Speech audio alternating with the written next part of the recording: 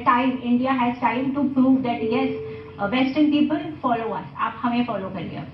जी, मैं यहाँ पर प्रियंका का प्रूफ करना चाहूँगा। प्रियंका, कहा जाता है कि योग एक संपूर्ण साइंस है, शरीर से भी जुड़ी है, आत्मा से भी जुड़ी है, आचार से भी जुड़ी है, विचार से भी जुड़ी है, व्यवहार से भी जुड़ी है, व्यक्तित्व से जुड़ी है।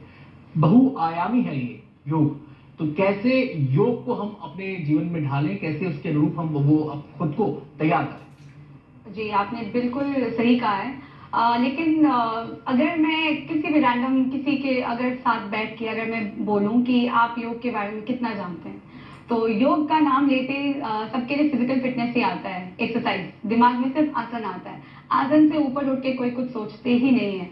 इनफैक्ट योगा के ही लाइक 5 जो कहते हैं हम लोग लेयर कहते हैं, राज yoga, bhakti yoga, hatha yoga, like there are many. But जब भी मैं योगा का नाम लेती हूँ तो एक पिक्चर बन के आता है किसी आसन में कि कोई एक आसन में खड़ा है।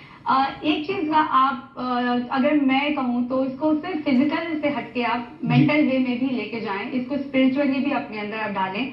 अब आपका दिमाग मान लीजिए शांत नहीं है, आपका मन बिल्कुल ही विचलित है और आप आसन कर रहे हैं, इससे कोई फायदा नहीं होगा, कुछ नहीं होगा इससे। जब तक आप अपने मन को शांत करके उस चीज की तरफ आपको ये पता होना चाहिए कि आप क्या कर रहे हैं। पर्टिकुलरली जैसे कि मैं बोलूँगा आजकल गैस की समस्या बहुत हो रही है, गैस है, आपके लाइक कॉन्स्टिपेशन की प्रॉब्लम है, तो ये सब के लिए जब कोई योगा करने के लिए मेरे पास अगर कोई आए और उनका खाने का जो लाइफस्टाइल है वो बिल्कुल ही बेकार, जैसे कि ऑयली फूड खा रहे हैं, बहुत स्पाइसी खाना खा रहे हैं, एक बैलेंस डाइट नहीं है, एक संतुलन बनाने की जरूरत है यहाँ पर। और जो बात सामने आ रही है कि हम जिसको लेकर खुश हो रहे हैं कि पश्चिम भारतीय शैली की तरफ आकर्षित हो रहा है,